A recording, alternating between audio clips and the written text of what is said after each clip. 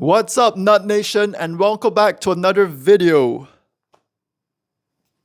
And hello to you if you're new here. Welcome to the Nut Nation. Yeah, that straight up is a thing now. We're the Nut Nation. Today we'll be talking about how to build teams. So this is going to go over every single concept that I think is important, all in one video. So if you're a new player, I got you covered, and if you're a veteran player, maybe you'll learn something new in this as well. Team building in Honkai Star Rail is probably one of the hardest things to fully get a grasp of. So if you feel like you haven't fully understood it yet, that's completely understandable. That's because there's a lot of things that is tied into team building that the game really doesn't fully explain, which I'll do my best to today. So we're starting off relatively simple. I think the game explains this to you in the tutorial already. But essentially what elemental coverage is having characters in your team that directly match the weakness type of enemies. So if you're fighting an enemy that's weak to imaginary, wind, and physical, you at least have a character in your team that has the wind element. And why this is good is because when you deplete the enemy's toughness to a point where it's eventually weakness broken, your characters do end up dealing more damage to the enemy. On top of the fact that enemies don't move when they're weakness broken, so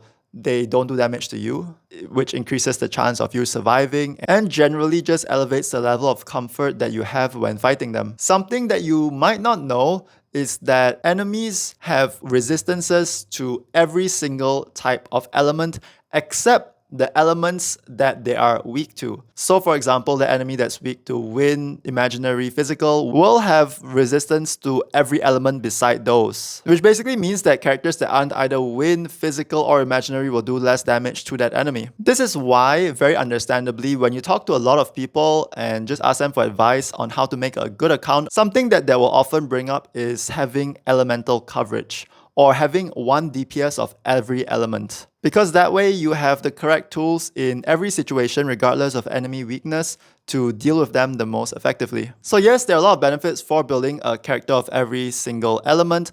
However, there are its downsides too. Maybe this is a hot take. Having a character of every single element means building a team for every character of every single element. That means building 5 or 6 DPSs, which is pretty resource intensive, and resources are limited, right? Like by building a character, you're choosing to not build others. So a lot of the times, it may be an exaggeration, maybe this is a hot take, to say that it's ideal to have a character of every element. Like maybe in the long run, sure, but for the short term, maybe it's not as important as you think, because this is jumping ahead a little bit. In Memory of Chaos and Pure Fiction, where there are 2 sides, chances are enemies will generally have weaknesses of every type covered on them across 2 sides, because 3 plus 3 is 6 and there are 2 main monsters in the really hard endgame modes. But if you're talking about early game and just requiring 1 team, then just playing 1 team, right? Why would you build 6 carries? So this works because I do it myself, but realistically, you can just have 2 or 3 carries of different elements and find it pretty comfortable to get through the game and beat the hardest game content. I'd like to introduce a new concept now, that being proactive and reactive team building. So in what I just talked about, like building teams before you enter content, that is called proactive team building. And reactive is, for example, seeing the enemy, looking at what they're weak to, and then building a team around countering that or dealing the most toughness damage possible, stuff like that. In a perfect world, we would be reactively team building to face any content that we find ourselves in. After all, you would choose the best characters with the ideal elements to deal with the specific enemies. Although that doesn't mean proactive team building is bad, because like I mentioned earlier, proactive is just cheaper, more realistic as well a lot of the times, because keep in mind, most of us don't have every single character in the game. And even if we do have a lot of the characters in the game, it's not like they're all built to the same degree, right? And so you could say that proactive team building is a more realistic way to approach the game, and hence the popularity of tier lists and, best team videos and stuff like that. Because if you really think about it, what the best team is really depends on the content you're facing. Maybe on paper, 1 team does more damage than another against a cardboard box. I don't know, like a target dummy, punching bag, a brick wall. But against an ice weak enemy, ice DPSs generally will do more damage and have a better time because then you weakness break them as well, which increases your survivability because they don't attack, etc., right? So yes, ultimately, best teams really depend on the content, and to always have the best team, you really need to just have as much characters as possible and have them all equally built, which once again is not as realistic. That's why whether you know it or not, most of the community is engaging in proactive team building, when taking team composition suggestions, when focusing on a team to build beforehand for content going forward in the future. That is proactive team building. When units are ranked S tier versus A tier versus S plus tier, that is also a proactive way to look at those teams. Because even in the S plus tier, some characters will be better than others depending on the enemy you're facing. Our whole concept of unit strength, team strength comes from proactive. Pridewan does this thing where they look at the teams that clear within the least amount of cycles and basically the most successful teams in each version of Memory of Chaos, for example. So what's the best team for this Memory of Chaos? The most efficient, the fastest, might not even be top 5 next Memory of Chaos, right? It's not guaranteed. Regardless of how you build teams, proactive or reactive, if you have the resources to or not, what doesn't change is skill point economy. All characters consume skill points, all characters can generate skill points. In essence, skill point economy revolves around the reality that basic attacking with every character generates 1 skill point for your team, and using their skill decreases or costs 1 skill point for your team as well. Sometimes it costs more than this, and also sometimes it just doesn't consume because of some mechanic that the character has in their kit. This is a very important concept that when Braxophone made his team guide almost a year ago now, that's basically all he focused on. Because what's the point of having a lot of characters on your team that do amazing damage or provide amazing buffs with their skills if you don't have the skill points ever to use them properly and you are forced to basic attack with them to generate skill points for your other team members? So with this in mind, you might hear terms like skill point positive and skill point negative being thrown around a lot in discussions. And to explain that, a skill point positive character is a character that doesn't really rely on their skill as much and can just basic attack a lot. Usually these are characters that rely mostly on their ultimate, and usually their skills are luxury or comfort use if you have extra skill points for that. Characters like Ting Yun and Ron Mei, who skill once every 3 turns, are also considered skill point positive.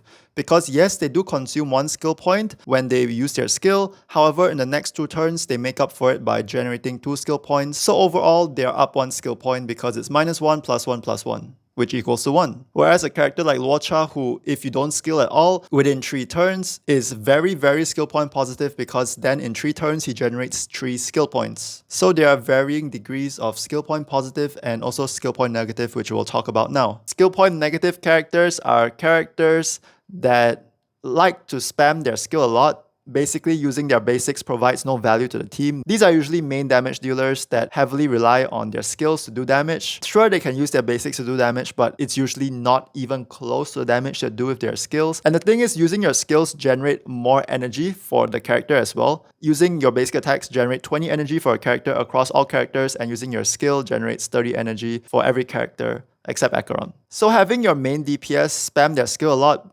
basically lets them get their ultimate more often as well, which makes it so that they can do even more damage when the ultimate comes up, right? So maybe now at this point you're like, okay, that's really cool. Thanks for the info. But how do I put it into practical use? Well, essentially what you want to do is you want to create a team where you generate as much skill points as you consume. So a good example is 2 characters that like to spam their skill a lot, and then 2 characters that will just basic attack all the time. So you generate skill points at the same rate you consume them. So this requires a bit of understanding a character's kit and how they play, and a bit of pre-planning. You can write it down on a notepad, maybe every single character you have, and do they consume skill points every turn? Is it once every 3 turns like Blade or Jingliu? Or is it like Zila where you consume a skill point, and then if you kill an enemy you have to consume another skill point to use your skill again, etc, etc. If that sounds like too much work and really complicated and a lot of thinking, you just want to play the game, well, the good news is there's actually an amazing simulator that can help you simulate all of this stuff, and they replicate all the characters' animations perfectly, their abilities, the damage. It's really satisfying, and it tracks your progression as well. it has it all saved and synced up. It's crazy. This tool is Honkai Star Rail, the game itself. Yeah, we're very lucky to have that. So you can just play the game. I don't know, like you don't have to build every single character you use. Maybe just bring them into battle, see how the rotations are, see are you running out of skill points? Are you generating too much? Can you afford a character that uses less skill points, for example? And just kind of see how it works out. There's generally a template of the types of characters you would want in a team, which we'll talk more about later. But for now, I just wanted to show you an example of a team that I actually use early game, and I want to talk you through it. And this is the team right here. So in terms of synergy, it has really, really amazing synergy. I thought I was so smart. I was a 5-hit, so good at this game for creating this team because Dan Heng is a DPS that deals more damage when enemies are slowed, right? And who is a character that is, very famous for slowing enemies? Welt. So I paired both of them in the same team. Welt himself does a lot of good damage. He debuffs enemies, making them take more damage from your allies. And he is a different element. So now I have Wind from Dan Heng and Imaginary from Welt. I have these two elements covered and can start breaking those weakness types when I face those enemies. On top of that, we have Asta, who is great for dual DPS teams, which this team essentially is, because she provides speed buffs to everyone and attack buffs to everyone on the team. And finally, we have Natasha to round it off. She was my only option for a healer back then, and so I used her. So this team on paper seems really good, really fine. However, some of you veterans or maybe naturally gifted pros will see that this team, especially with a E0 Asta, where she has to spam her skill all the time, is insanely skill point intensive. Dan Heng ideally would like to skill every time because that's where the bulk of his damage comes from. Welt as well. Welt, without using his skill, basically does no damage outside of his ultimate. And if Asta doesn't spam a skill, her attack buff has really low uptime and has very low potency as well as her getting her ult very slowly and Welt getting his ult very slowly as well, which is not ideal. He wants to slow enemies, he doesn't want to be slow himself, right? So yes, I played with this team for a bit, but then I quickly realized that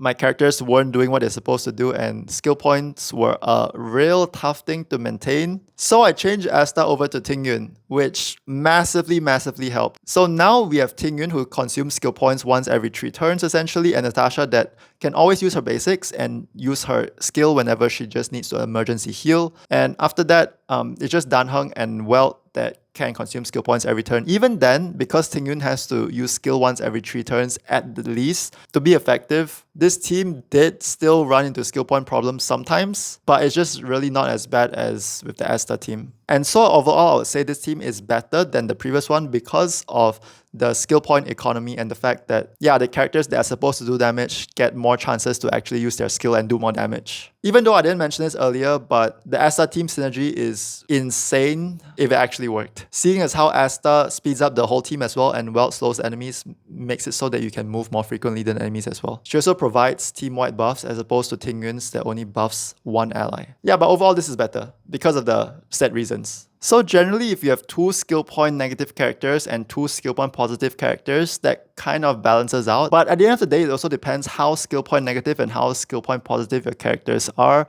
For example, in this team, Bronya is skill point negative if she uses her skill every time, which is probably the best way to play Bronya when she's speed tuned correctly with your DPS, but we won't really go into that. And Qingque is a character that can consume anywhere from 0 to like infinity skill points depending on your luck every time her turn comes around. But generally it's anywhere between 2 to 4 skill points. So in a team like this, you ideally would like characters that generate skill points for your team like Hanya or Sparkle, or just at the very least have characters that are fully skill point positive that just use basic attacks every time no matter what. So for example, in this specific team, I might even say it's worth it to switch out Tingyun for Pella and someone like Natasha for Luocha, who can just more reliably keep your team alive without ever needing to use his skill at all. But even then, this team might struggle just because of how much skill points Qingque consumes. Since we know how Qingque functions and the nature of her kit and skill point consumption,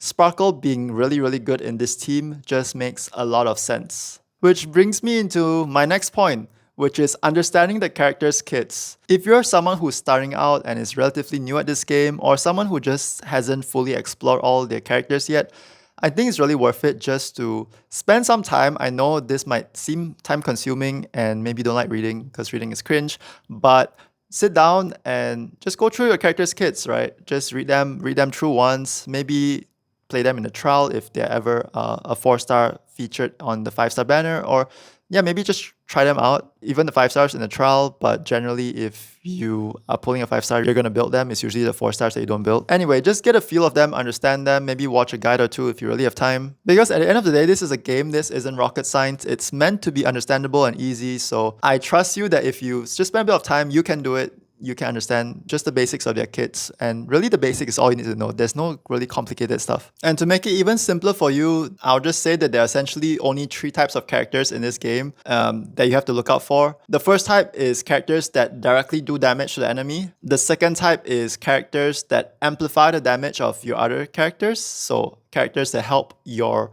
characters in general just do more damage. And the third type is characters that keep your team alive, so that enemies die before you die. So now that you know the function of each of your characters, whether they are doing damage, amplifying others' damage, and characters that keep your team alive, now we just have to fit them in a team, which is relatively straightforward because, like I said earlier, there's a template of characters and roles you generally want to use. This is present in most games like MMORPGs for raiding and just games in general. You want a good balance of offense and defense. There are exceptions to this rule in Honkai Star Rail, for example, Kafka teams where you run 2 DOT main damage dealers. However, the general rule that's used for 95% of teams, I would say, is the 1-2-1 rule, or 1-2-1 rule. That I coined by myself, I guess. It's very simple. 1 damage dealer, 2 amplifiers, and 1 sustain unit. This is how a team like that would look like. Using Dan Heng as an example again. Dan Heng is the main carry. His job is just to do damage. If you read his traces, all of them are just damage dealing. He doesn't buff his team, nothing like that. 2 amplifiers, so Asta and Tingyun, both buff Dan Heng, give him more attack percent, give him more damage percent.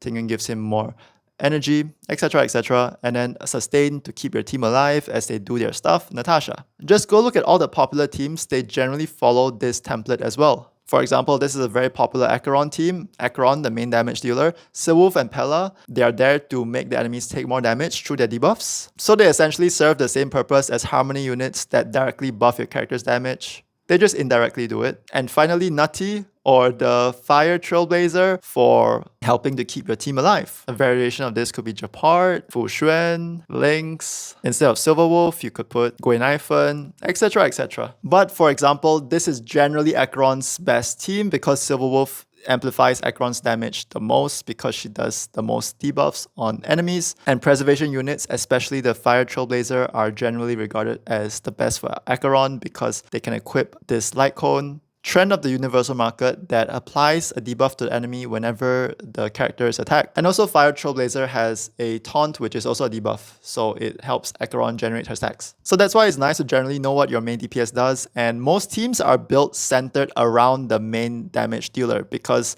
what supports work the best for them depends on what they want to do. And generally all supports are viable and really, really good, be it in reactive team building because they're really good against the specific enemies, or generally proactive team building because they just have really good synergy with that particular damage dealer that you're running. Also, I know sometimes I say DPS and damage dealer. I'm just generally using those terms interchangeably. They basically mean the same thing to me. This is an example of a very popular Jingdu team. Same thing. 1 main DPS, 2 amplifiers, and then 1 sustain unit. This can be applied to any range of characters in the game, and most of the time you'll find success building teams with this template as long as you keep the skill point economy thing in your mind as you're creating them. But yes, some teams definitely have better synergy with the same template than others. Also, I just want to quickly mention so that there's no confusion. For amplifiers, it basically means either Harmony or Nihility units, and you can run either 2 Harmony, 2 Nihility, or a lot of times you can just run 1 Harmony, 1 Nihility as well. 2 Nihility is generally not a thing people run unless you're playing Acheron teams, but 2 Harmony is really popular. But yeah, mix and match. Do what you want. Before we move on, I want to quickly note as well that this is generally for a mid to late game kind of team setup. If you want, you can run 1-1-2 as well in the early game if you're struggling to stay alive with enemies. As long as you can't die to them, if you can just keep sustaining, you will eventually kill them, right? So that's the most important thing. You can feel free to run a team like this. This is just using free characters, and I'm sure it'll be very, very comfortable. As long as you don't die to the enemy, you'll eventually kill them, right? The 1-1-2 setup is just really the most ideal because it balances offense and defense. Defense obviously helps with staying alive, and offense also kind of helps with staying alive because the quicker you kill the enemy, the less you have to deal with their damage. So it's about finding that sweet spot. Also for like MOC and pure fiction, you're limited by the amount of cycles you need to clear by. So you can't just survive forever and eventually kill them. You have to survive and kill them relatively fast. So 1-1 is the general best balance. Unless you're running Kafka teams or dual damage dealer teams, in that case, it's 2-1-1, 2 main damage dealers, 1 amplifier, and 1 sustain usually. Okay, and final bonus tip before we actually move on to a live team building session that seems to be a thing that I do. Kind of like how I did live relic rolling in my relic rolling video, we're gonna do live team building. Anyway, final thing. If in any point in the game you're struggling to survive with the 1-2-1 setup, it might not be because your sustain unit is too weak and you need a stronger sustain. It could just be that your other units are just really low on HP and defense. And especially for amplifiers like in this team, Sparkle and Silverwolf, they don't really do damage on their own. Sure, Silverwolf does a bit more damage compared to Sparkle, and you can say like, yeah, she can do damage. However, unless she's E6, she really isn't really built for that. Sure, you can build her damage if you want, but it's nowhere near the damage that you get, for example, from a really good main damage dealer. You can consider running HP or defense main stat pieces on them. Usually it's in the form of the orb. If their relics are not maxed out, you can consider plus 15ing their headpiece because that one gives flat HP, which generally just really helps with surviving as well. Think about it this way, like making your units tankier basically makes your sustain's job easier, and it essentially increases their power because if a character has more defense, when they get hit, they take less damage, so your sustain has to heal them less so they can more reliably keep them topped up. And just having that consistency of your characters not dying outweighs the bit of damage that you would otherwise build on them. So now the promised live team building section, and I'm gonna use free characters. These are characters that you can obtain guaranteed just by playing the game. Nothing that you have to pull for at all. No luck related stuff. Just to show you the logic behind it and my thought process and the fact that you can create decent teams just with free characters as well. So just to quickly go over what our free characters actually are. For damage dealers, we have Dan Heng, Herta, Qing Chue, and also the physical Trailblazer. So 4 of them. For sustain units, we have March 7th, Fire Trailblazer, Lynx, and Natasha. And for amplifiers, we have Asta and Yukong. So not much options here compared to the other roles.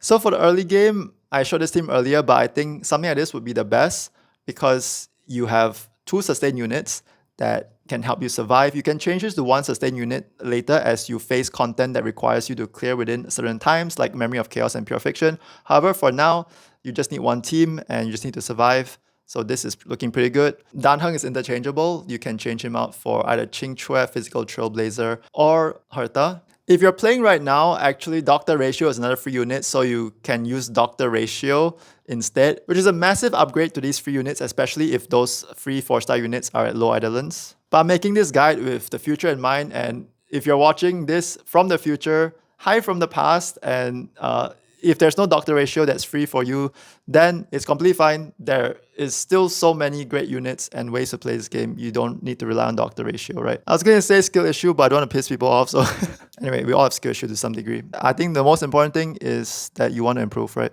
Anyway, when you pull certain characters, you can just fit them into the slot that they're supposed to go in. So for example, if you're new and you pull Aventurine, you can put them in the preservation slot in this template. You can change one of the sustains out for him.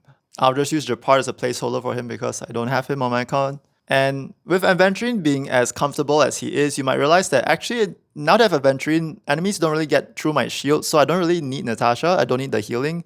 So then you can change the 1-2-1 template and change Natasha out for Yukong, for example, another free unit. Or maybe you got Ting Yun or Pella or Gui Naifen or Hanya from one of the banners that you pulled on, and so you can just put them in. Okay, taking a step back and resetting a bit, maybe you pull Jingliu since she's currently on the banner. You just replace her with Herta and you have something solid going on as well. Now, Asta isn't the best unit to pair with Jingliu, but she's a harmony unit. She does buff attack. The thing is, Jingliu gets so much attack from entering her enhanced state that she generally doesn't want attack buffing supports as much. She generally would like stuff like energy regen, or she would like crit rate and crit damage and just damage percent buffs. This is when knowing your character comes into play. Maybe if you have Ting Yun somehow, you can slot Ting Yun into this team.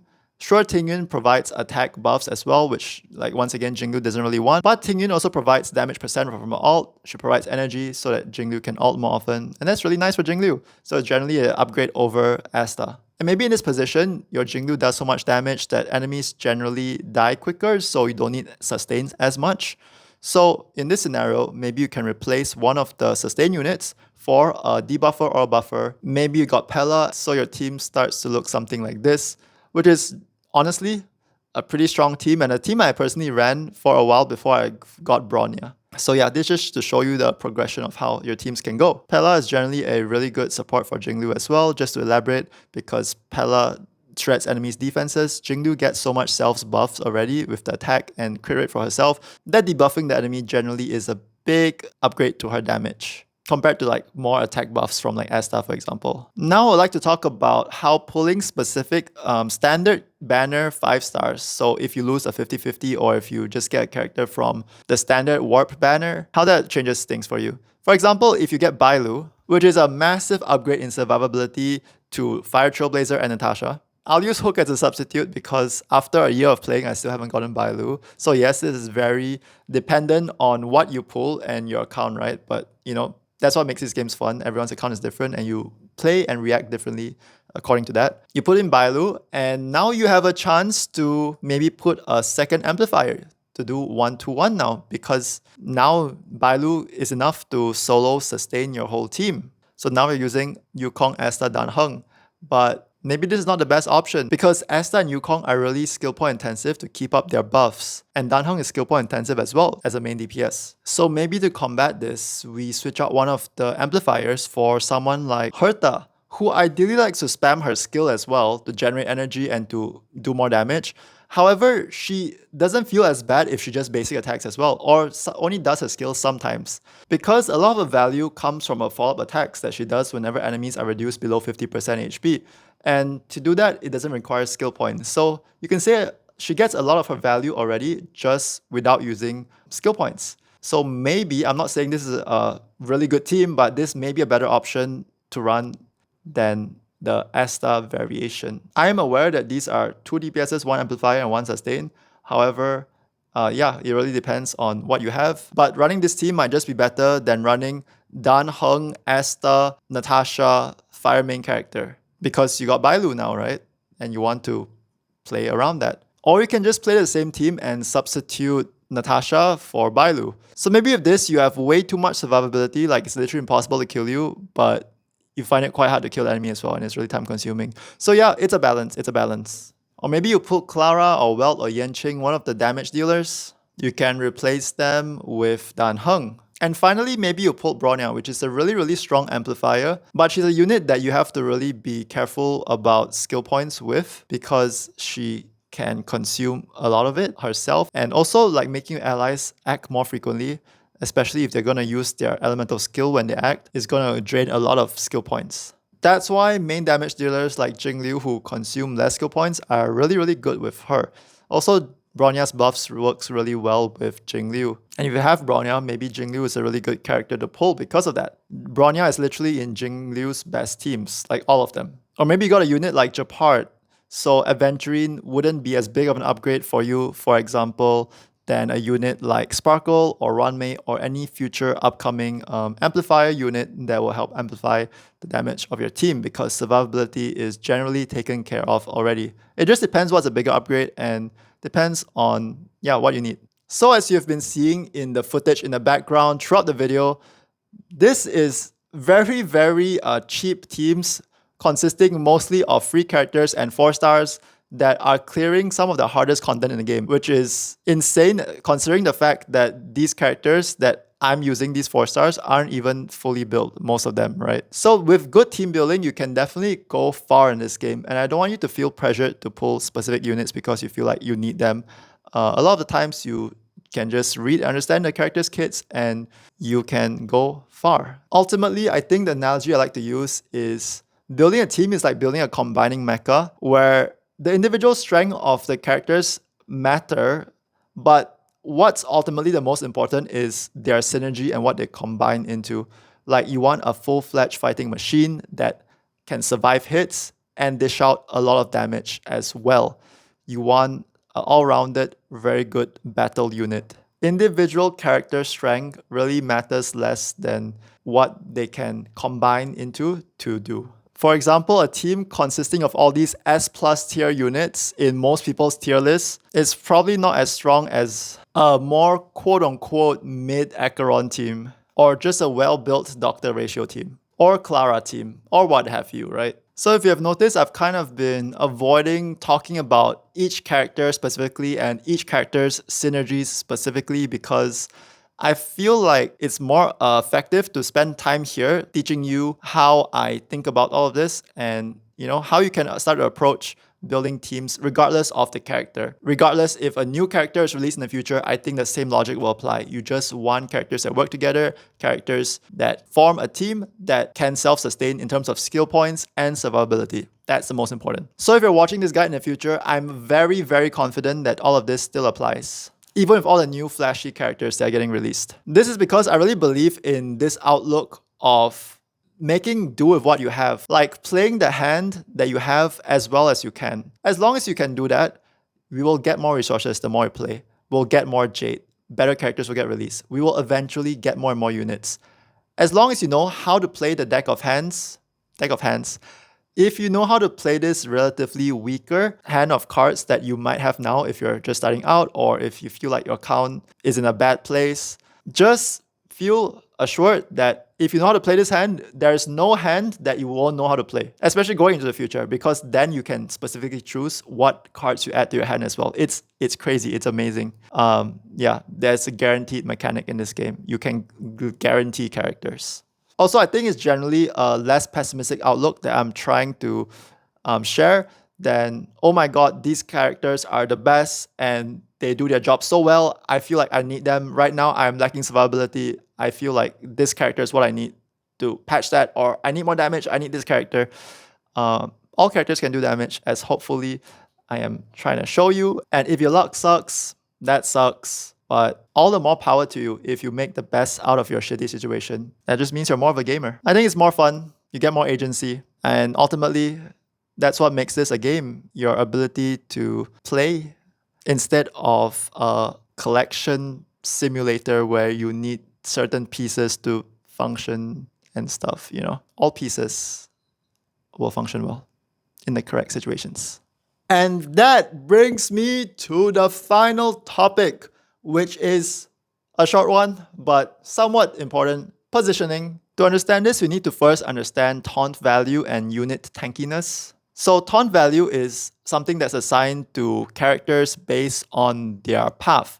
So according to the Starrel wiki, every unit has a base taunt value or aggro value. Preservation have the highest with 6, followed by Destruction at 5, Abundance, Nihility, and Harmony at 4, and finally Erudition and Hunt at 3. This just means that, for example, Preservation units will be the most likely to get hit. This is important to know because a lot of the times enemies do these splash attacks or AoE area of effect attacks that not only target one unit, but also hit adjacent units. That's why it's very beneficial to put units with a higher taunt or aggro value at either the far left or far right. That way, when they're hit with a splash attack, one less unit will be hit by it, as opposed to them being in the center. Because then, when they're hit with a AoE attack, only the unit beside it will get affected. I think this is generally how you want to position for most of the game, especially if you're struggling with surviving. And you want to put the unit with the highest tanky stats on your team beside the highest